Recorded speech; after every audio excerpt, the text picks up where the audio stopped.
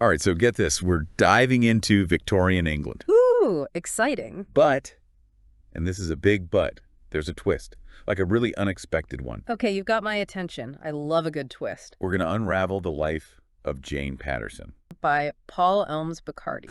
Jane Paterson. The name rings a bell, but I can't quite place it. That's the thing, right? She's this woman who just defied all expectations, became an investigator in a time when women, well, you know. Weren't exactly encouraged to have such ambitions, to put it mildly. Exactly. It's like finding a hidden room in a giant manor. And the more we learn about Jane, the more we realize that's just the beginning. It's always fascinating how these stories stay hidden, sometimes for centuries, until someone pulls on the right thread. And you would know all about that, right? Yeah. You've unearthed some incredible documents about Jane, her great-great-grandson's records, weren't they? They were a treasure trove tucked away in an attic. And those records, they painted this vivid picture of Jane's world, her life in 19th century Scotland. So what was it about her early years, her upbringing, that you think put her on this path?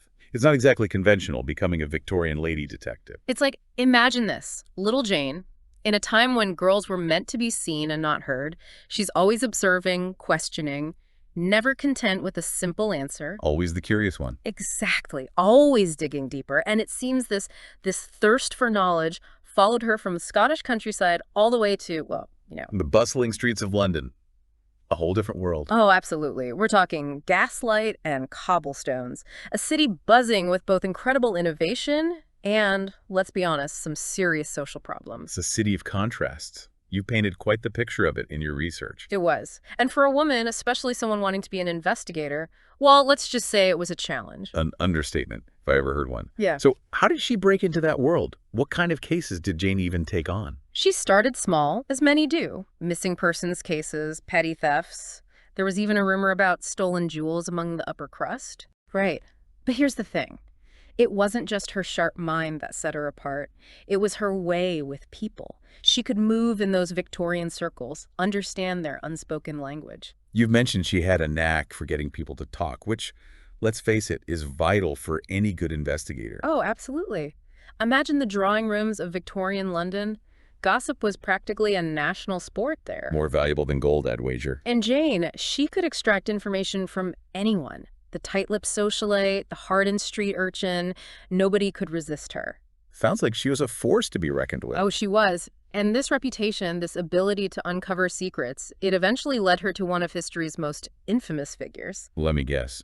Jack the Ripper. You got it. It's 1888, the Whitechapel murders are gripping London in fear, and Jane decides to dive headfirst into the case. Talk about a dangerous game.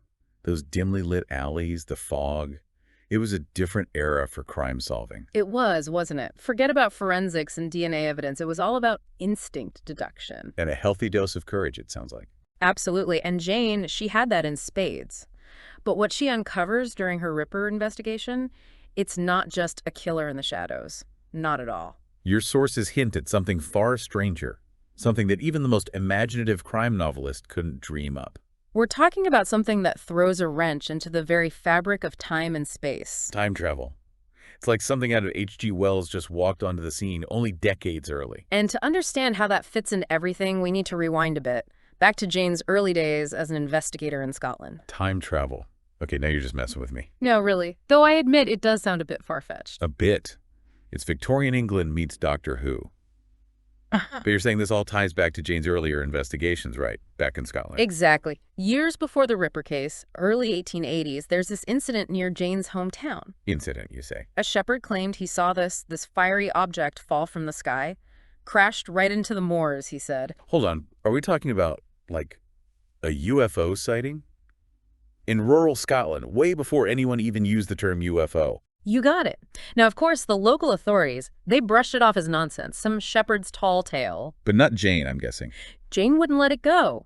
The shepherd's story, the whispers of strange lights, odd happenings around that time, she had to know more. She couldn't resist a good mystery, even if it sounded completely bonkers. So picture this.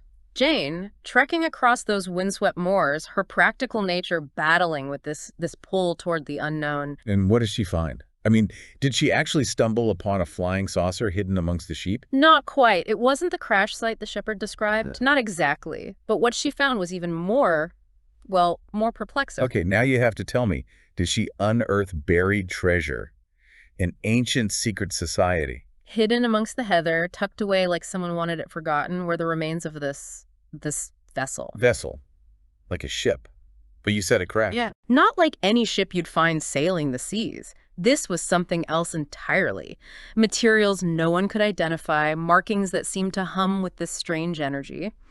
Jane knew instinctively that she had stumbled onto something extraordinary. This is it, isn't it? This is where the alien laser pistol makes its grand entrance. You know it. Among the wreckage, a weapon unlike anything Jane had ever seen. Intricate, cold to the touch, radiating power. It called to her, in a way. Talk about finding a needle in a haystack. Or a laser pistol in a spaceship, I guess you could say. Jane recognized its potential, though. She knew it was more than just a weapon. It was a doorway to something bigger, something she couldn't even grasp at that point. So she has this piece of alien tech, but no instruction manual, no context. Right. It's this enigma she keeps tucked away, a puzzle piece she can't quite fit in anywhere. Until, that is, she starts digging into the Jack the Ripper murders. Exactly. The Ripper's crimes, brutal as they were, they had this odd element to them. On how? Besides the obvious, you mean? The precision, for one. The way some of the victims were. Well, let's just say there was an advanced understanding of anatomy involved. Something that didn't quite line up with your average Victorian killer. Okay, that's both intriguing and creepy. I'm getting chills just thinking about it. And this is where John Saxon comes in. John Saxon. Ah, yes. Our resident time traveler from the 23rd century. Saxon had been tracking the Ripper, you see, across time itself. Wait a minute. So you're saying Jack the Ripper wasn't just some deranged individual, but a time-traveling serial killer? Saxon knew this wasn't just any human killer. This was someone who could slip through time, commit these horrific acts, and vanish without a trace. And how does Jane fit into all of this? Did Saxon just pop into her parlor one afternoon for tea and a chat about time travel?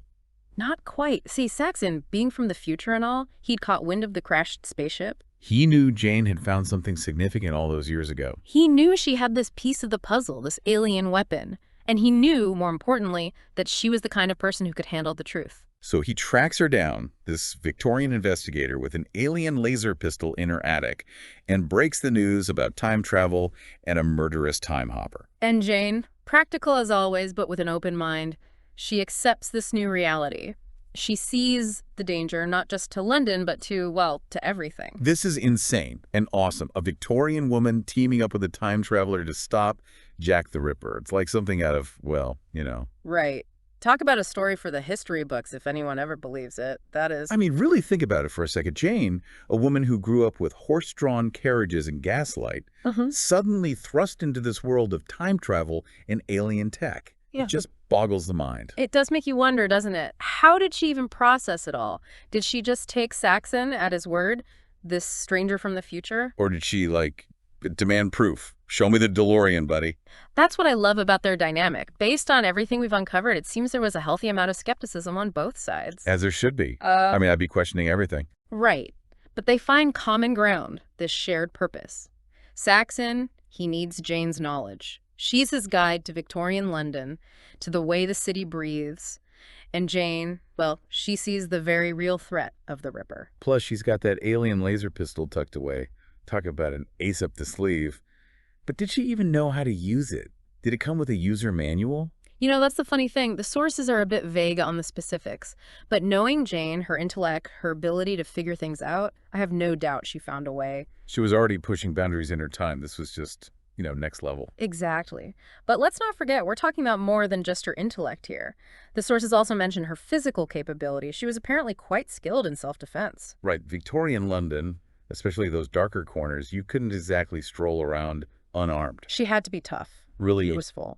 And those skills, they would have been invaluable when facing someone like the Ripper. It's almost like her whole life had been building to this point. From curious girl on the moors to, what, protector of the timeline? That's quite a journey. It really makes you question how we view history, doesn't it?